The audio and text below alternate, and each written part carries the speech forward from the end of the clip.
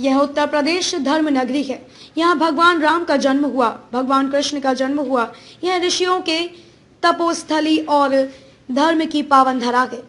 यहाँ ओवैसी जैसे अधर्मियों का क्या काम।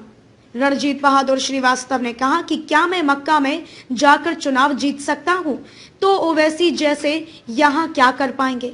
सांसद उपेंद्र रावत द्वारा एसएमआई को फोन पर गाली गलौज किए जाने का पक्ष लेते हुए कहा कि सांसद ने जो कहा सही कहा, क्योंकि इसे सुप्रीम कोर्ट ने भी गाली नहीं रिश्ता माना है।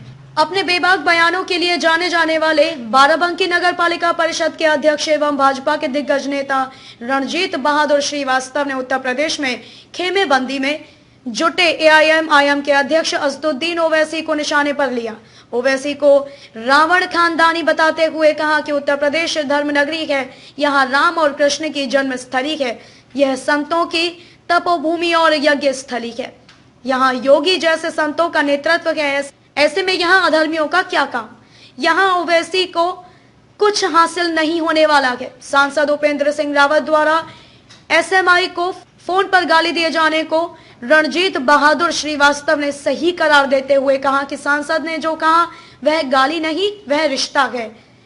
इसकी पुष्टि सर्वोच्च न्यायालय ने भी की है।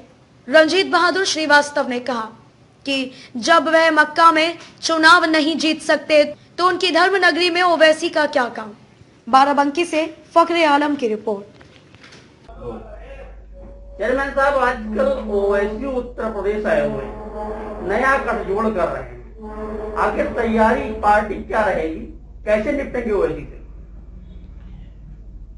देखिए, ओवैसी को हम लोग ज्यादा महत्व नहीं देते हैं और ना उनसे कोई निपटने की योजना बना रहे हैं। हम एक जो सामान्य सी बात है, हम लोग चुनाव जिस तरीके से लड़ते हैं, और चुनाव ही क्यों लड़ते हैं, हमारे योगी जी और प्रधानमंत्री, हमारे राष्ट्रीय अध्यक्ष जेपी नड्डा जी, हमारे माननीय प्रदेश अध्यक्ष जी, हम लोग निरंतर चुनाव लड़ते हैं, जनता के लगातार संपर्क में रहते हैं। तो चुनाव हम लोगों को कोई चुनौती नहीं है, ये तो सामान्य प्रक्रिया है।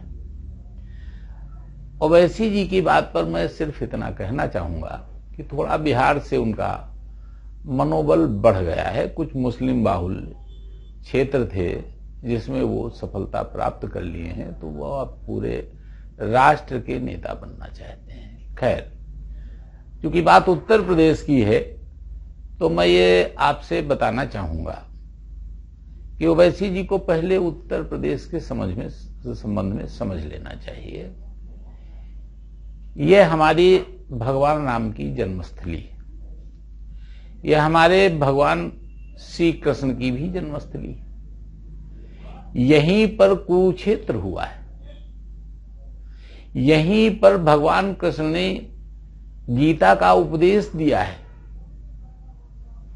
यहीं पर हमारे तमाम तीर्थ हैं, संगम है, संतों की यज्ञ स्थल है। ये हमारा उत्तर प्रदेश धर्म नगरी है। आज माननीय योगी जी बाहर के प्रदेशों में क्यों चुनाव में बुलाए जाते हैं पार्टी की तरफ से? सबसे ज्यादा मांग माननीय योगी जी की ही क्यों होती है? इसलिए होती है कि जो हमारा हिंदू समाज सोया हुआ था, उनके दिलों में हिंदुत्व की भावना को, हिंदुत्व की भावना की अग्नि को प्रचंड करने और प्रज्वलित करने के लिए माननीय योगी जी बाहर के प्रदेशों में बुलाए जाते हैं।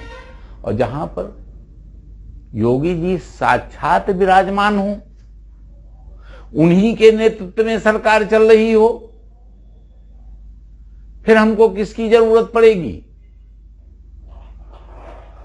एक मैं प्रश्न पूछना चाहता हूं आपसे, क्या मैं हिंदू नेता हूं, मैं मक्के में जाकर के चुनाव लड़ जाऊं, जीत जाऊंगा?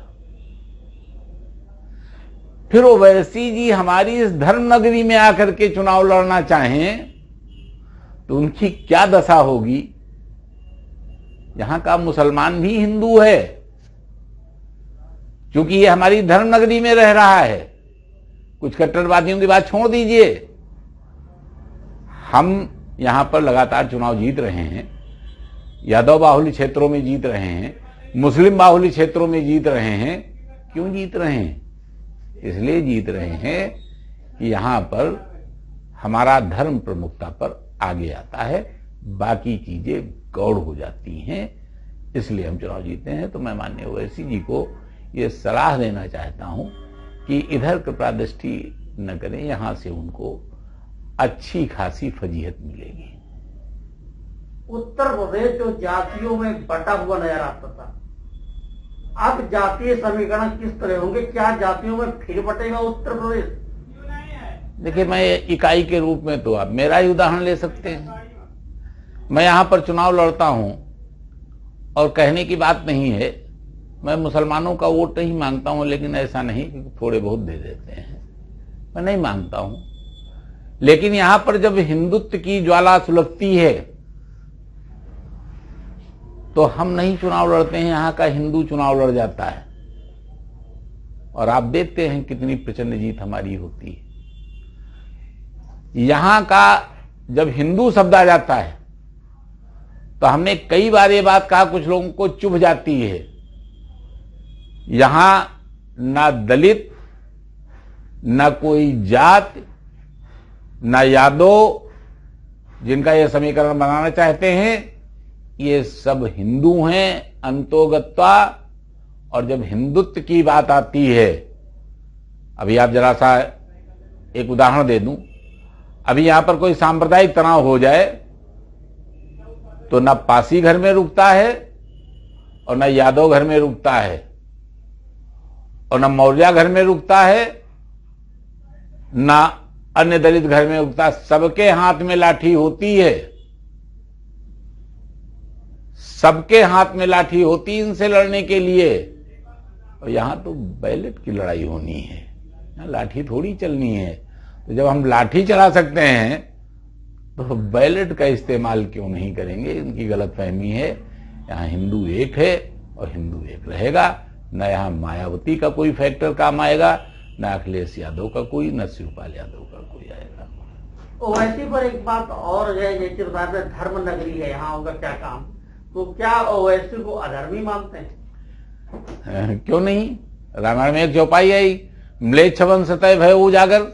ये रावण के खानदानी हैं, दक्षिण से आ रहे हैं, ये रावण के खानदानी हैं, तो ये इनका धर्मनगरी में क्या काम है? इनका धर्मनगरी में इनकी जरूरत क्या है? और ये दक्षिण से भी सफाया होने जा रहा है इनका। ओवैसी की राजनीति खत्म होने जा रही है। यहाँ का पासी समुदाय भी काफी बटा हुआ नजर आता है, क्या उसको भी अपने खेमे में पा रहे हैं? नहीं, पासी समुदाय कभी नहीं बटा रहा, ये तो हमारा रक्षक है। मैंने अभी कल ही कहा है, ये वो बहादुर कौम है जिसने यहां के क्षत्रियों के साथ मिलकर के अंग्रेजों से लोहा लिया है, मुगलों से लोहा लिया है। ये हमको कहां छोड़ने वाला है? ये तो हमारा रक्षक है, ये पूरी तरह से हमारे साथ में रहेगा।